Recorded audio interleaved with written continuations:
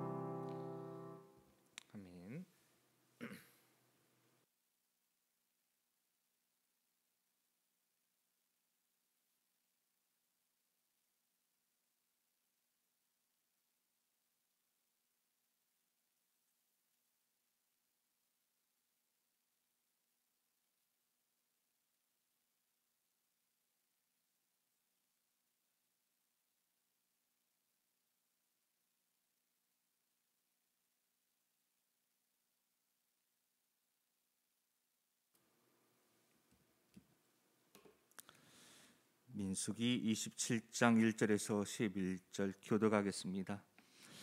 요셉의 아들 므낫세 종족들에게 므낫세의 현손 마길의 증손 길르앗의 손자 헤벨의 아들 슬로브앗의 딸들이 찾아왔으니 그들의 딸들의 이름은 말라와 노아와 호글라와 밀가와 디르사라.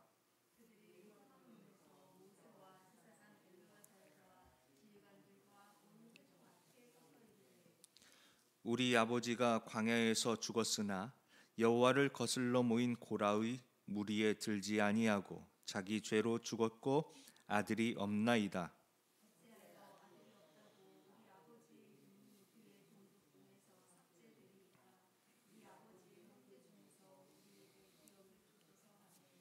모세가 그 사연을 여호와께 아뢰니라. 슬로브앗 딸들의 말이 옳으니 너는 반드시 그들의 아버지의 형제 중에서 그들에게 기업을 주어 받게 하되 그들의 아버지의 기업을 그들에게 돌릴지니라.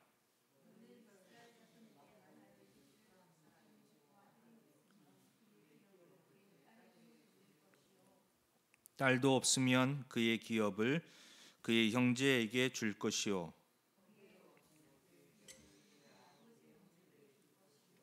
같이 읽겠습니다. 그의 아버지의 형제도 없으면 그의 기업을 가장 가까운 친족에게 주어 받게 할지니라 하고 나 여호와가 너 모세에게 명령한 대로 이스라엘 자손에게 판결의 규례가 되게 할지니라.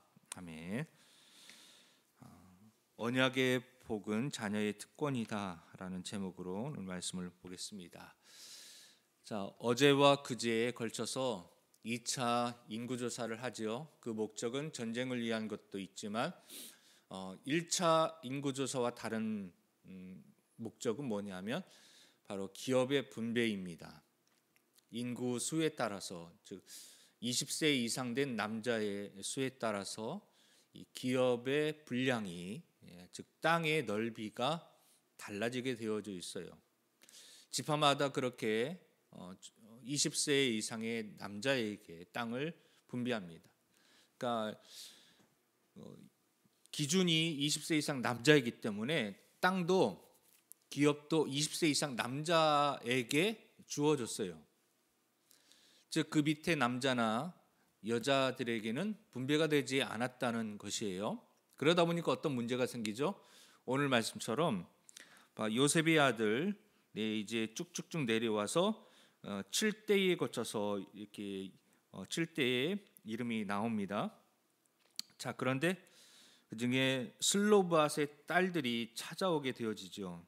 슬로브앗의 딸들이 찾아와서 그들에게 이제 모세와 엘르아셀에게 찾아옵니다. 회막으로 나옵니다. 자, 하나님의 앞에 이 인생의 여러 가지 문제들을 가지고 중요한 문제들을 가지고 그들이 다른 곳에 나가지 않고 하나님께 먼저 나아갔습니다. 여러분들도 우리도 어떤 중요한 문제가 있을 때에 다른 곳이 아니라 바로 하나님의 성전에 와서 모세와 엘르아살에게 이들이 이야기한 것처럼 5명의 딸이 이름이 등장하지요. 말라, 노아, 호글라, 밀가, 디르사.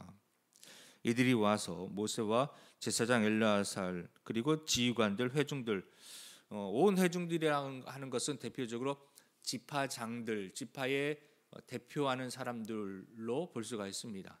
그들에게 이제 이야기합니다. 특별히 회막문 앞에서라는 것은 사람들 앞이 아니라 하나님 앞에서 했다라고 볼 수가 있는 거예요.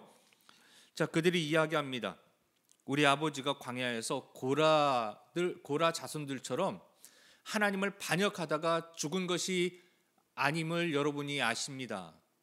즉 하나님을 대적하고 반역하고 다시 말하면 하나님이 약속하신 그 기업을 물려받지 못할 그런 약점이나 허점이나 실수나 잘못이 그런 것이 없습니다.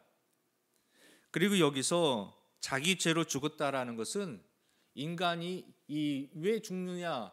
우리들의 이제 원죄가 있지 않습니까? 원죄가 있고 인간은 모두 다 죽게 되어져 있어요. 그런 죽음, 자연적인 죽음을 의미하는 겁니다. 어떤 큰 죄를 범했기 때문에 죽었다라는 것이 아니라 누구나 다 죽는 것이죠. 그 이유가 죄 때문인 것인데 그런 죽음, 아주 자연스러운 자연사, 반역이나 범죄 때문에 죽은 것이 아니다라는 거예요.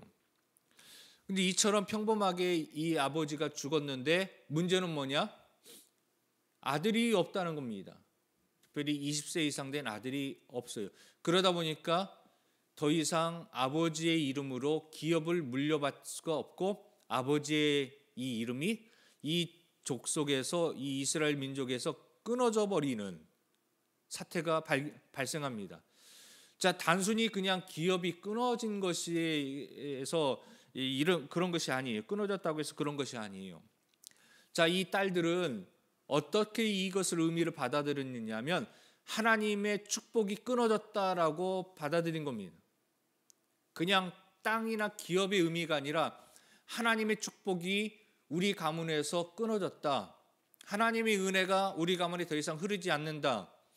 하나님의 이 관점, 하나님이 우리 함께 하시지 않는다라는 관점에서 이들은 접근하는 것이에요. 그래서 단순히 그냥 겉으로 보이는 땅을 얻기 위해서 이들이 재산 상속을 위해서 온 것이 결코 아니고 그런 목적이 아니라는 사실을 우리가 알아야 됩니다. 하나님의 은혜를 소중히 여겼기 때문에 왔다는 것입니다. 우리들도 여러분 간구하고 기도하고 하나님 앞에 나와서 눈물 흘리며 기도할 때 우리의 기도의 목적이 무엇입니까?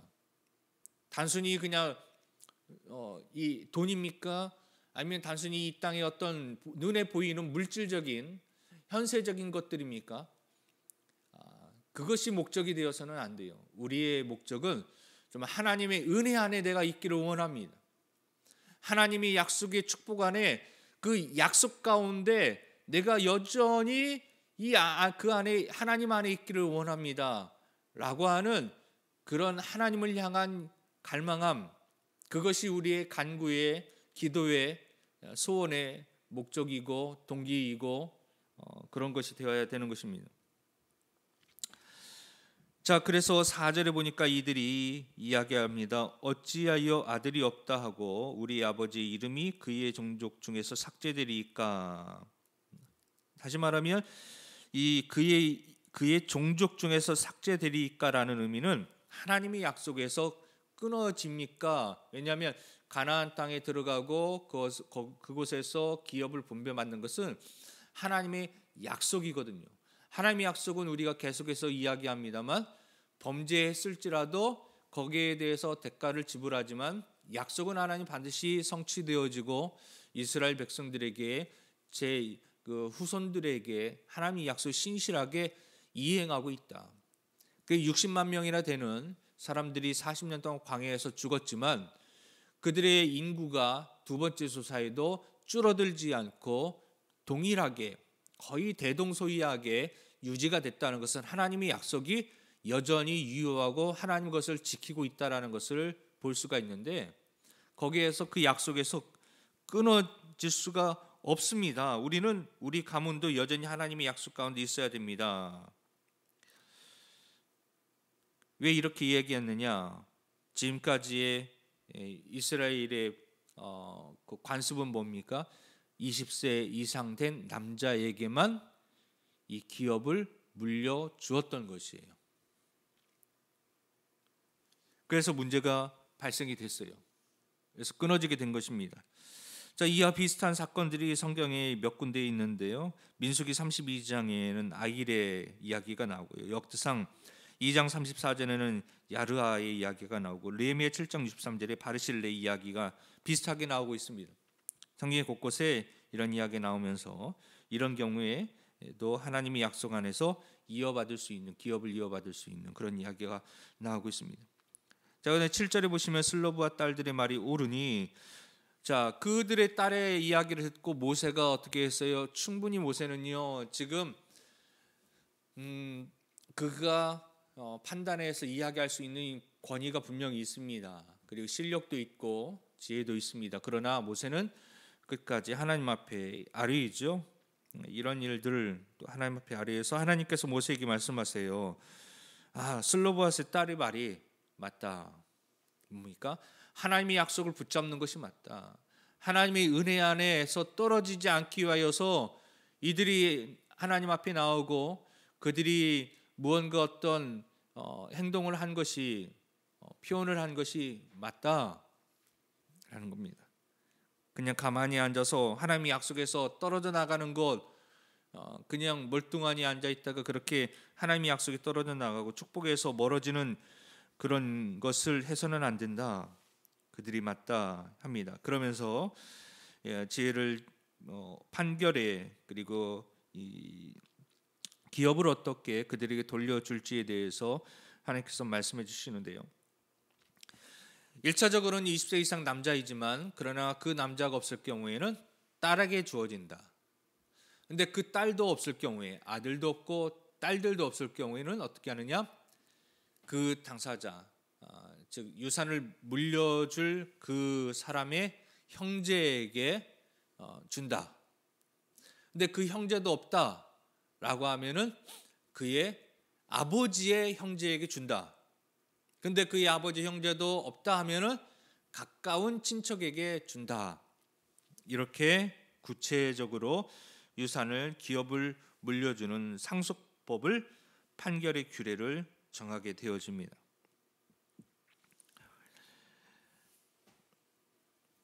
그런데 여기도 한 가지 조건이 있습니다. 아들이 이제 없을 경우에 딸들에게 주어지게 되어지는데 이순이가 딸들인데 딸들은 이 재산을 기업을 상속받기 위해서 조건이 있어요.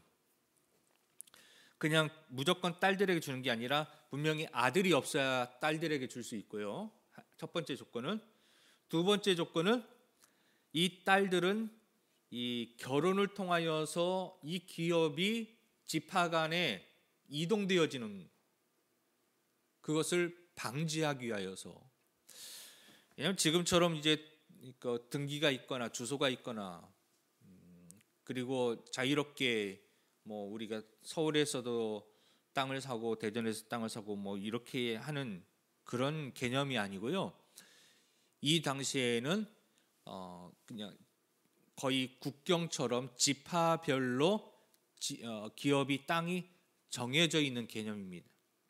만약에 이렇게 딸들에게 주어졌는데 이 딸들이 다른 지파에게 사람들에게 결혼을 가면은 이 한 지파의 땅 안에서 딸들이 차지한 땅이 기업이 다른 지파의 땅으로 되어지고 또 다른 지파에서 또 그 다른 지파의 땅이 또 다른 지파의 땅이 되어지고 그러면서 이 지파별로의 경계가 뒤죽박죽이 되고 그래서 관리의 차원에서 행정적인 차원에서 그것이 지파별로 묶여지 기업을 나눴던 그 의미가 그것이 완전히 무너지고 퇴색이 되기 때문에 아마 그렇게 하지 않았나 지금과 같은 재산법이 아니기 때문에 그렇게 이제 생각이 되어져요.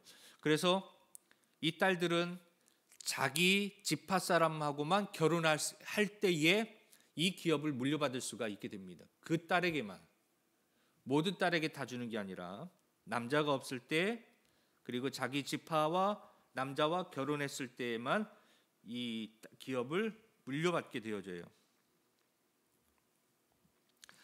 그리고 이들이 딸들이 이렇게 요구했던 것은 초반에도 말씀드렸지만 그냥 단순히 땅의 욕심이 나서가 아니라 하나님이 주신 축복을 놓치지 않으려는 마음에서 나온 것입니다. 욕심이 아니라는 것이에요.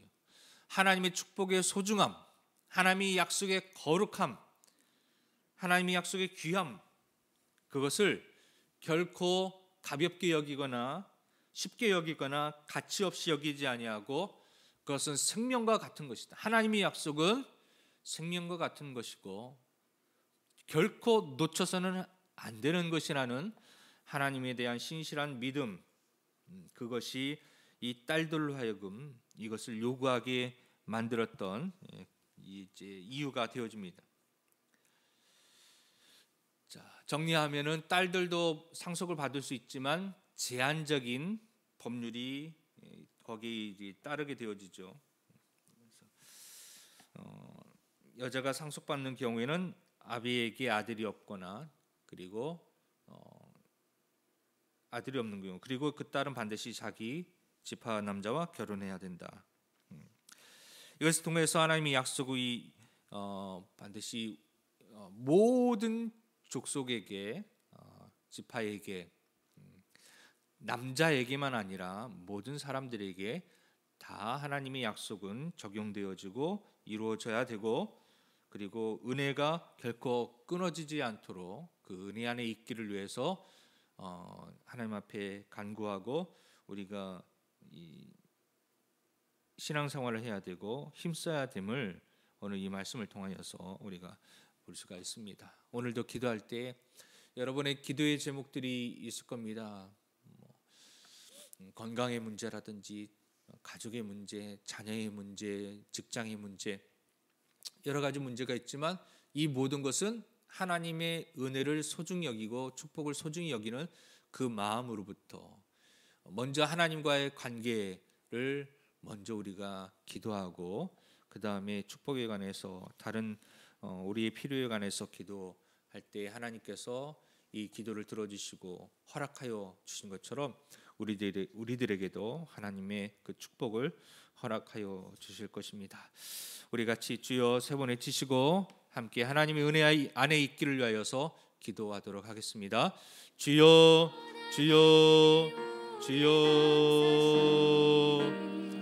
주여.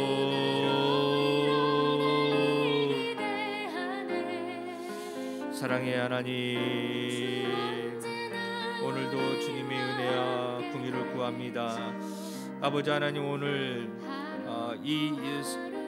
이 딸들이 하나님 모세에게 찾아와서 하나님의 은혜를 구합니다.